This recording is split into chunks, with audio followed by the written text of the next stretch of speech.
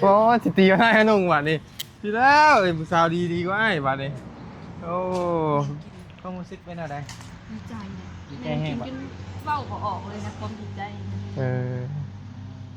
คือกันเนาะน้องโบกับน้าสาวทั้งเมย์นะคล้ายๆกันหมดเลยวันหยัง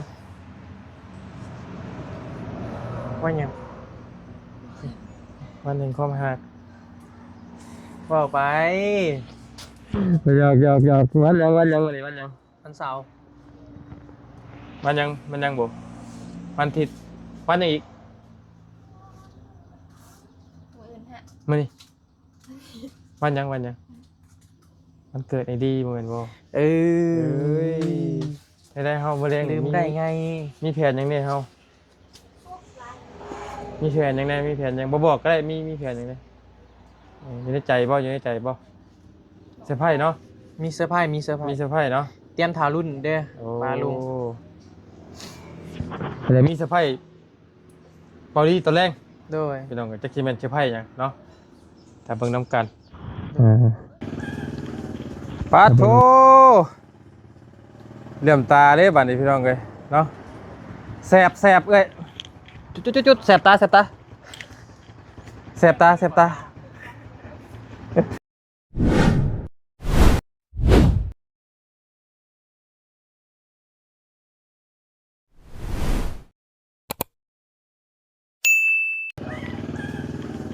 ปาโถเหลื่อมตาเด้บัดนี้พี่น้องเอ้ยเนาะแสบเอ้ยจุดแสบตาอย่าไม่อีกโอ้ยใครเนี่ยยาวละยาวอีกโอ้เรายังขับกักอยู่เนาะยังบกเก่งปานใดยังบกปานใดพี่น้องเลยเท่าพี่น้องเลยสบายดีเด้อสบายดีผลโตเคยบัดเลยจิมหายแล้วจอดก็ได้จอดก่อนมากับลูกสาวพี่น้องเลยเนาะโอ้ลงแต่ว่าลงบ่อยากลงเลยบาดเนาะมันไหม้เผยหน้าผู้โชคดีพี่น้องเลยเนาะผู้สมหน้าผู้โชคดีใช้มัดแขนเรียบร้อยแล้วบ่มัดแล้ว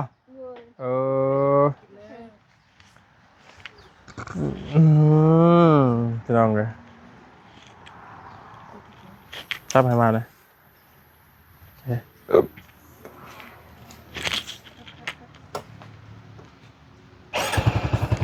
โอ้ขักเนาะบาทเลยพี่น้องเลย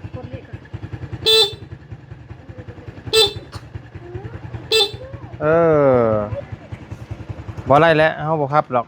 เพราะว่ายันรถเพิ่นเสียพี่น้องกันเนาะแล้วนี่แล้วพี่น้องเด้อสบายดีและสวัสดีพ่อแม่พี่น้องเบิดกุศลสุขคนพี่น้องเลยอีกรอบหนึ่งเนาะยินดีต้อนรับเข้าสู่ช่องของบ่ยาวซาแนลคือเก่าพ่อแม่พี่น้องเลยเนาะมาพบพ่อกับช่องของบ่ยาวในตอนนี้พี่น้องเลยทั้งบ่ยาวกับมาร่วมยินดี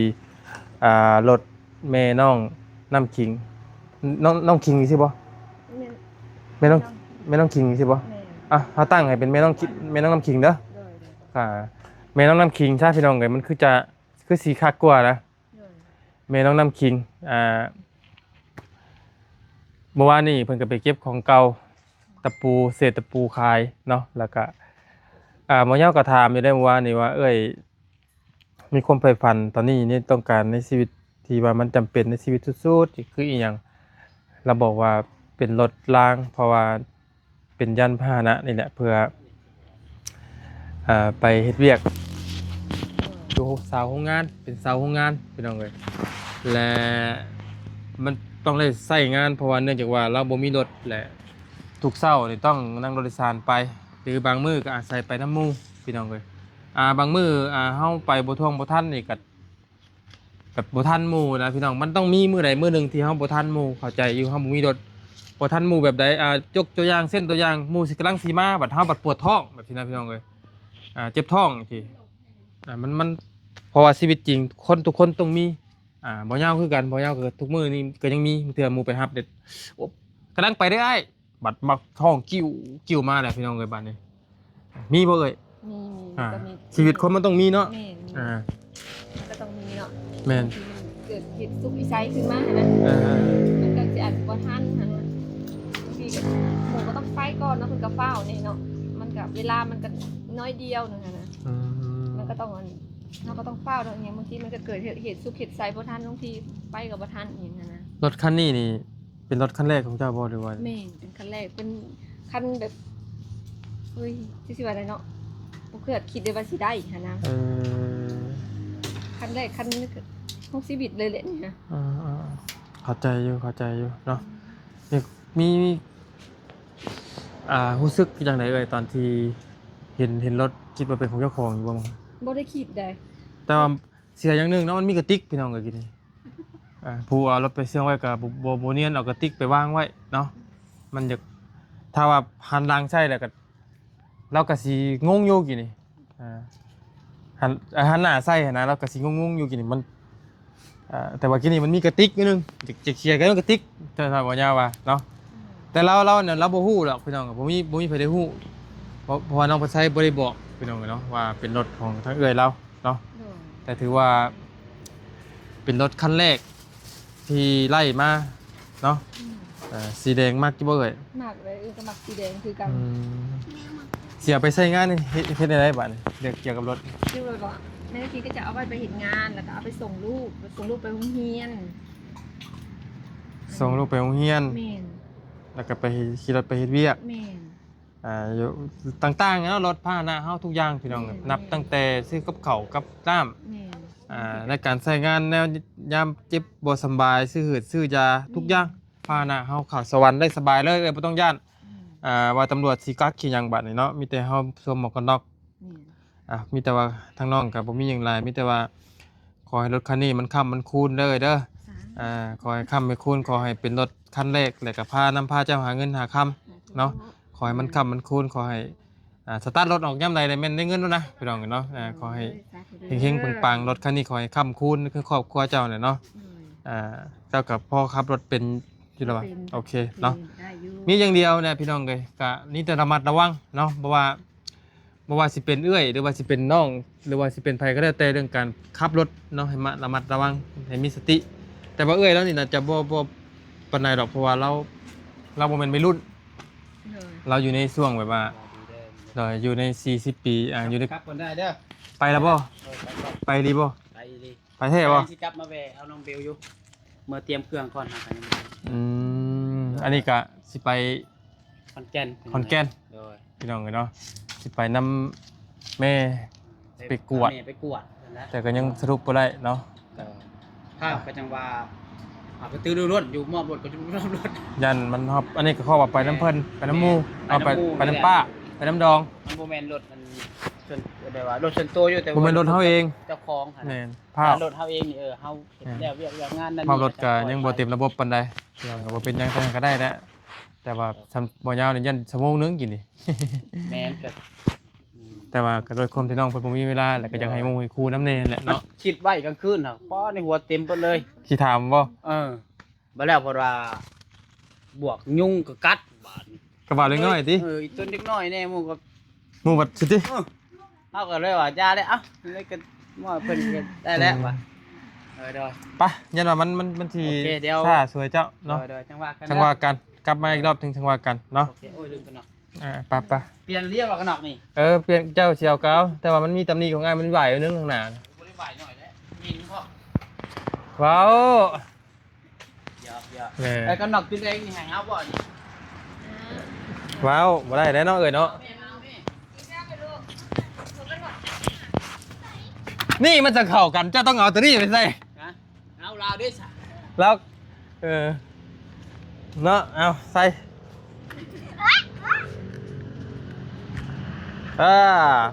ต้องซื้อหมวกกันน็อกเล็กน้อยใส่อีกอันนึงเนาะต้องซื้อตัวเล็กน้อยใส่อีกเพื่อความปลอดภัยพี่น้องเลยเนาะเป็นหมวกกันน็อกผู้เฒ่าพี่น้องเลยเนาะแบบผมเป็นวัยรุ่นนะแต่ว่ามีถ้าว่าล้มลงไปนี่มีความเสี่ยงป่ะเสี่ยงได้ตัวนี้เพราะมันไม่ได้หุ่มค้างเลยนี่คือของที่มาใส่เนี่ยมันจะหุ่มค้างแบบ ปุ๊กลงไปสิโอกาสจะบ่เจ็บนั่นหลายกว่าอย่างสิแต่ว่านี่จะมีโอกาสที่เจ็บนะเนาะนั่นแหละเอ้ยมีบ่มีหยังหลายหรอกเฮาก็ดีมกดีใจนำหลายๆเด้อเอ้ยเด้อเนาะถือว่าเป็นรถคันแรกเพราะว่านี่ก็ไปเก็บของเก่าไปเก็บขี้เหงื่อพี่น้องเอ้ยตะกะบะเนาะเก็บมาสมทบเงินเดือนตัวเองนี่แหละเพราะได้ซื้อข้าวต้มขนมให้ลูกว่าซั่นโอ้ยแม่เด้งเดียวพี่น้องเอ้ยแต่ก็หามันก็บ่พอใช้จ่ายนะ โดย ก็ต้องเฮ็ดนะ ไม่เยี่ยมเลยสิไว้ใส่บัตร เอาไว้ใน ฮะ เอาไว้ในเฮือนนี่ เราทำเจ้าแต่ละคนเอาขึ้นบ่ แม่นเอาขึ้นเฮือน อันแต่ของน้องเบลยังเอาขึ้นบัดบ่ เดี๋ยวขึ้นเดี๋ยวไว้เฮือนไม่เข้าบ่ บ่ได้เนาะพี่น้องเอ้ยโอ้ยรถนี่เนาะเขาขึ้นบัดเนาะ แม่น บ่ได้มันอันตรายเนาะแต่โดยรวมเนี่ยเป็นรถไทยอันนี้บ่แม่นรถอันว่าจีนบ่แม่นรถเบลลี่เด้อพี่น้องเด้อเป็นรถไทยอย่างดีเลยก็อันเดียวกันกับของเอ้ยเจ้าตัวเดียวกันเลยเป็นรถตัวเดียวกัน แต่ว่าตัวนี้มันจะไหม้แล้วบาดเป็นปีใหม่ใช่มั้ยจักตัวนี้มันจะเป็นปีใหม่บ่วิไอ้ก็บ่ได้มีข้อเป็นปีใหม่เนาะปีใหม่ล่าสุดนี่พี่น้องเอ้ยในราคา 52,000พี่น้องเอ้ยแต่ว่าทางน้องเพิ่นติดต่อรองสุดจำเลยนี่ก็อยู่สุดๆ49พี่น้อง49 เจ้าว่าสิเก่า อ้าวดีมากดีใจน้ำในลายพี่น้องรถคันนี้ก็ยังใหม่ยังเอี่ยมเลยเนาะเพิ่นก็โอ้ยพอดีแล้วขาจะถึงอยู่บ่เอ่ย ถึงอยู่ โอเคอยู่เนาะเป็นรถเลี้ยวน้อยๆนะพี่น้องโดยรวมแล้วขี่คักขี่งาม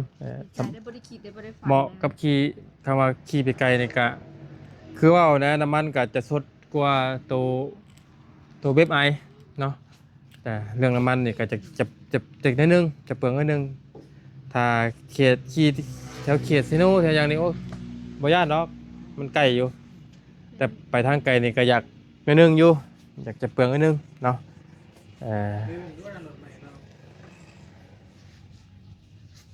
มีแต่อยากเรียนหาผู้ว่าวสบายดีคือว่ามื้อเช้านี้ป้าหาสิอาบน้ำผู้สาวพี่น้องเอ้ยไปรอเบิดซิโนเนาะไปรอเบิดซิโนไปว่าอยู่เขาป้าต้องขึ้นมินยังวะมินยังไงมินขี้เต่าบอกยังโอ้สิตีก็ได้ฮะนุ่งบัดนี้ทีแล้วไอ้ผู้สาวดีกว่าไอ้บัดนี้โอ้ความรู้สึกเป็นอะไร ดีใจ ดีใจ แม่ แห้ กิ ง น ปะ จนเว้าบ่ออกเลยนะความดีใจ คือกันเนาะน้องโบกับน้าสาวทั้งเมย์นะคล้ายๆกันเบิดเลยเอาน้องเบลน้องยังอันเดียวกันเบิดเลยพี่น้องเนาะ เจ้าอยู่บ่ คืออยู่ได้ คือไปได้ คือจะได้เป็นเนื้อคู่กันได้ไหมเนี่ยเอ้ยเมื่อดีเศร้างอนกันนะบ่เศร้างอนหรือว่ายังอยู่ เศร้าแล้ว ฮะ เศร้าก็ได้ เศร้าก็ได้เมื่อดีๆเศร้าหรอบ่ เศร้าแล้ว เมื่อคืนนี่ไอ้ยาวกับไอ้ดีถามแล้วพี่น้องเลยงอนให้แล้วให้น้องบีบ่ เรื่องยัง ก็บ่ได้ถามน้องเพิ่นว่าเรื่องหยังแต่ว่าเราบ่มีอยู่เรื่องน้อยนึงหรอกเราว่าน้อยนึงมันก็มีบางเรื่องที่ผู้นี้เฮ็ดผิดใจนิดนึงพี่น้องเลยเนาะก็ตามผู้ว่าผู้สาวตามนั่นแหละพี่น้องเลยเนาะมันก็มีบ้างเนาะแต่ขนาดผัวกับเมียแท้ๆก็ยังบ่เฮงนะอันนี้ยังนักแล้วเนาะละงองละแงงละงองละแงงเลยนะเนาะ ตามภาษาวัยรุ่น ตามภาษาวัยรุ่นไล่อยู่บ่เอ้ยถามเจ้าหน่อยสำหรับเจ้ามาเป็นหลานเคยนี่ ก็ได้ได้ ได้บ่ ได้เขาทางเบิ่งอะไรบิมาเลยได้ ได้เนาะบ่ได้ติว่าเราอวบเราตุ้ยบ่ บ่ได้ตีแสดงประวัติดีนำกันเนาะหักแพงกันเนาะ มึงนี่หลานสาวเจ้าน่ะน้อยจอยครับมันยืนพี่นั่นแหละอันโบหลานสาวเจ้าน่ะน้อยจอยได้เนาะ ได้ อืม บ่ได้ตี บ่ได้ติ เอ้ยพี่น้องเลยเนาะดีมุกดีใจน้ำลายเนาะเรื่องรถเรื่องลายโอเค ไม่ต้องคิดจึงว่าบ่ออกไม่ต้องคิดดีใจแฮง เข้าใจมันตื้นมันตันขนาดตัวเขาเองนี่ตึกมูเซอร์ไพรส์บางทีเขาก็ยังดีใจนะพี่น้องเลยดีมุกดีใจเนาะ คิดได้แม่นคิดบ่เคยคิด มาพี่ล่ะเตย บ่เคยคิดเลยว่าสิได้ซ้ำนี้หั่นนะ สบายดีเนาะยังผู้นี้บัดนี้พี่น้องเลยเนาะเรื่องโทรศัพท์ผู้นี้ก็ยัง ได้อะไรเก็บเงิน ทำเก่าได้ติ เจ้าหายให้ เออยังคนนี้ที่ยังบ่ได้ ถ้าก็มี 3,000 บาท กำหาเลย บนทางอีกยาวไกลเจ้าดิสิได้กลัวบ่ มีแต่มโนเองวันนี้ตายอ้าวกะรุ่นบางน้ำกันคือบุญวาสนาเพิ่นฮอดกะไล่ทางน้องใบเตยเนาะ โดย ถ้าเฮาความดีแหละพี่น้องเอ้ยความดีเนาะก็ดีความดีแล้วก็ขยันแล้วเพิ่นเห็นสิฮอดคิวเจ้าเองเนาะกะอยากให้ไล่ทุกคนแหละพี่น้องเอ้ยเนาะในนามที่เฮาเป็นมาถ่ายคลิปถ่ายทำเป็นสะพานบุญกะหลายผู้หลายคนกะติเข้ามาหลายอยู่ช่วงนี้ก็บ่เป็นหยังพี่น้องเอ้ยก็คือช่วงนี้มัน AI มันแบบว่ามันหนักกันนะพี่น้องเข้าใจเพิ่งทางชุมเฮาในบางเทื่อกับพี่น้องเพราะว่าทายเล็กน้อยหลายกะ บ่ได้ ซ่องโอกาสที่ซ่องจะปิดนี่ก็หลายนะพี่น้องเนาะผู้ใดบ่เฮ็ด YouTube บ่เข้าใจดอกพี่น้องเนาะเป็นยกตัวอย่างคือบ่เตียงกับบ่รีนี่ตอนนี้ถูกปิด 2-3 ซ่องนั่นแหละพี่น้องเนาะเฮาก็เลยบ่อยากย่านแบบนั้นแหละก็เลยไปพอดีก็ดีไปก่อนในช่วงนี้นะพี่น้องแต่ว่าบ่ได้ย่าหรอกพี่น้องในการไปถ่ายทำเล็กน้อยที่พายก็ต้มขนมพายน้ำมันนี่ก็ยังสิกลับมาคือเก่าอยู่ดอกเนาะ AI เพิ่นมองว่าเฮานี่รุนแรงกับเด็กน้อยเด้ ใช้งานเด็กน้อย แม่นเพิ่นบ่ได้ย่องเฮาเด้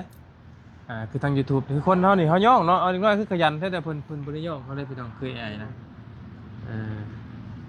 แต่ว่าน้องโบนี่มีรถนี่พอได้ขี่อยู่พอมีขี่อยู่หรือว่ารถ พอได้ชิม พอได้ขี่เนาะถามแล้วพี่น้องก็บ่ได้ต้องการหยังตอนนี้แต่ว่าผู้นี้ต้องการ สายตา ต้องการห้านคนนะผู้เดียวนี่แล้วก็ห้านนี่ให้น้องบี้เฮ็ดให้ก็ได้ติ จะช่างเงินเลยครับบ่ เฮ้ยก็ยังสิบ่รอดเอา10เอาหารังแต่งงานเลยสิหารังกับน้องโบเลย 10อันนี้ให้ 10กับ10เอา อย่าได้ซะ 10 ลง ลงฮะ 10เอา10ลังให้10ลังเอาบ่เอาเลยบ่ ให้ได้เป็นแฟนเราก่อนหน่อยเนาะ เป็นหยังกะยะ10ลังถ้าแต่งภายในเดือนนี้เด้ พ่อจะตาย ยอมได้ ลองผู้นี้เนี่ยแม่นโทรศัพท์เพราะว่าการทำการเรียนมันก็สำคัญพี่น้องเอ้ยสำหรับน้องใบเตยเนาะส่วนทางน้องวีนี่ก็รถห้างคือกันผู้นี้ก็ส่วนเอ้ยแล้วนี่สุดแต่ละว่าเอ้ยมีหยังอีกบ่ มันเข้าบ่ออกเลย มีน่าต้องการอยากได้อีกบ่ ได้เนาะได้ตอนนี้สำคัญที่สุดคือแม่ขี่รถกับแม่ขี่ก็ได้แล้วดีใจที่สุดเราได้เนาะ เด้อนะ ถ้าว่าอย่างอันรถก็ได้แล้วแต่สำคัญก็คือแม่น้ำขิงจะได้โซลาร์เซลล์เนาะเพราะว่าเพื่อนแม่น้ำขิงมันมีแต่คุณยิงเพราะว่ามันก็มืดนะเห็นบ่ โซลาร์เซลล์ใช้ กับข้างหลังเพื่อน โอ้ ไม่บอกแล้วก็ข้างหลังเบิ่งข้างหลัง สัก3ดอกบ่3-4 ดอกเลยเนาะ เพราะว่าขโมยมันก็ขึ้นหอมแม่น้ำขิงเห็นว่าตอนนั้น แม่นแล้วเนาะตอนช่วง พอจะรถชนอะเนาะ ยังอันพ่อน้องโบกำลังเข้าห้องหมอนะ แม่นพี่ เพ น้อง ราะว่าอัน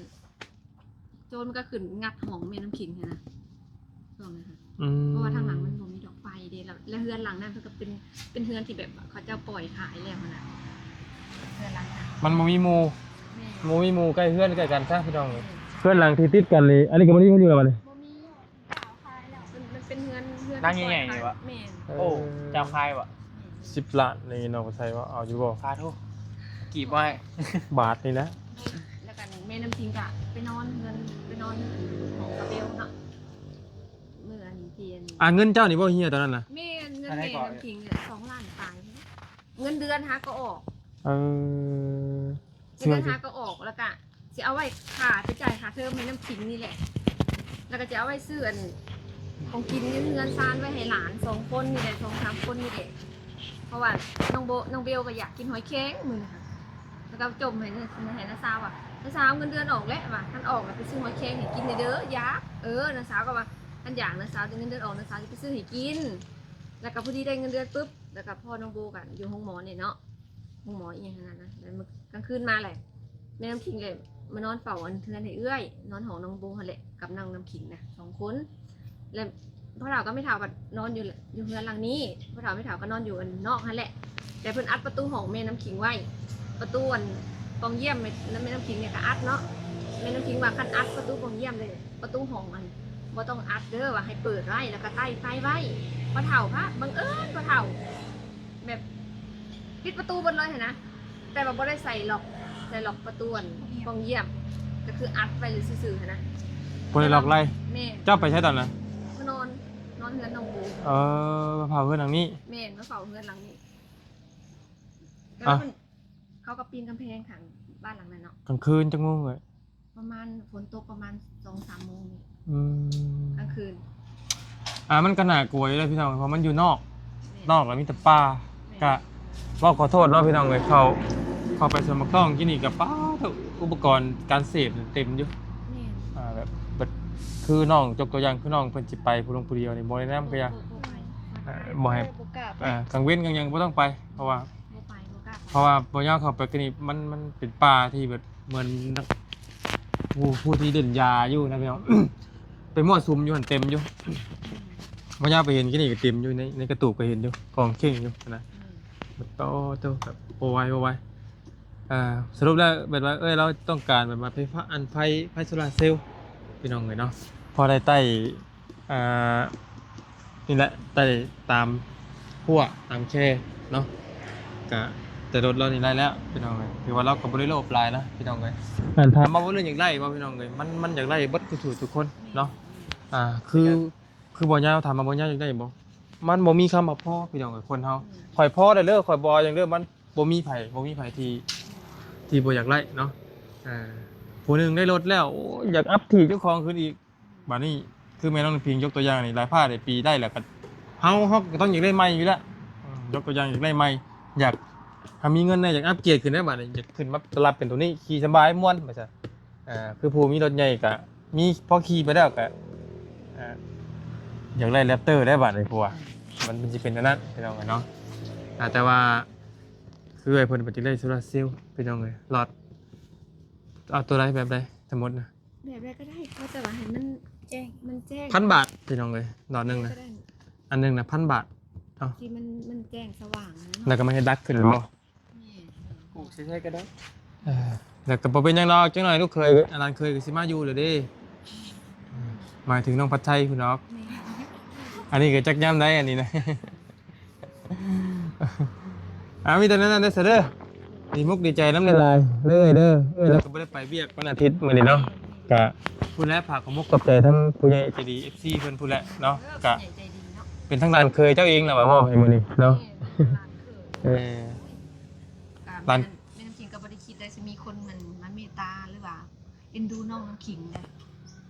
ทางผู้ใหญ่ทางมันเป็นเรื่องเนาะก็แม่น้ำขิงก็บ่ได้คิดได้ว่าแม่น้ำขิงสิได้สำนีขนาดแม่น้ำขิงก็ดีมีอกดีใจนำเวลาน้ำทุกท่านที่ว่าเห็นใจแม่น้ำขิงหรือว่าอย่างที่เราบอกตื่นตันเอง ก็เข้าใจน้องเงินครึ่งแสนนะพี่น้องเนาะเงินลงมาครึ่งแสนมันก็เข้าใจอยู่ดีมุกดีใจน้ำนี่แหละเนาะก็ถือว่าพ่อน่ะใช้เพิ่นอยู่ดีไม่แห้งนั่นแหละได้เนาะแต่ว่าดีมุกดีใจน้ำละลายมีคอยเป็นรถค้ำรถคูณเด้อโอเคเนาะบ่รบกวนแล้วแหละพี่น้องก็ยันว่าเราอยากเคยชมรถใหม่เราเนาะแต่ว่าเราอยากมาบ่ได้แล้วเนาะโอเคมีแต่เฮาไปนั่งคุยกันอยู่กระจกก็แล้วไปหนุ่มสาว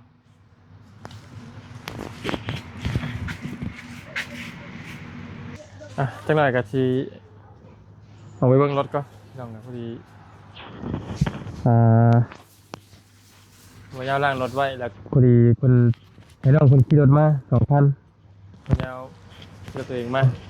แต่ว่าล้างไว้อยู่ปั๊มเนาะมื้อนี้วันหยังวันแห่งความรักว่าไป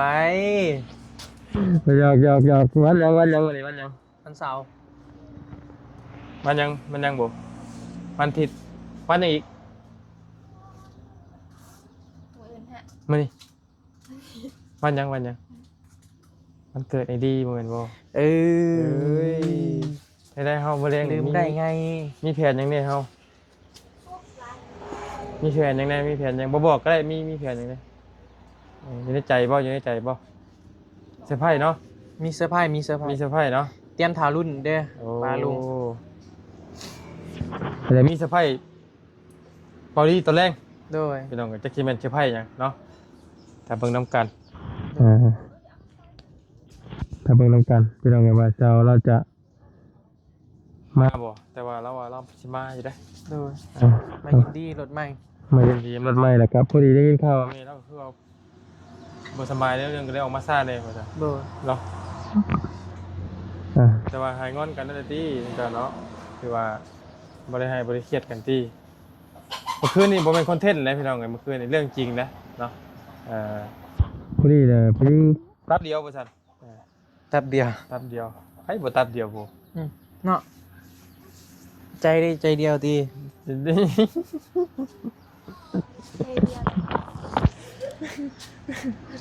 เริ่มหยอดอีกแล้วนะฮะดีแน่บ่ได้เนาะโบเนาะ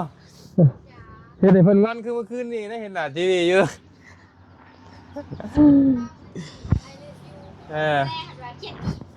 เฮ็ดดีแล้วบ่ได้มีแต่หยอดใส่รถนะอันนั้นนะซะเนาะ โดย มันยืดมันยาวพี่น้องเนาะเดี๋ยวที่เข้ามาใหม่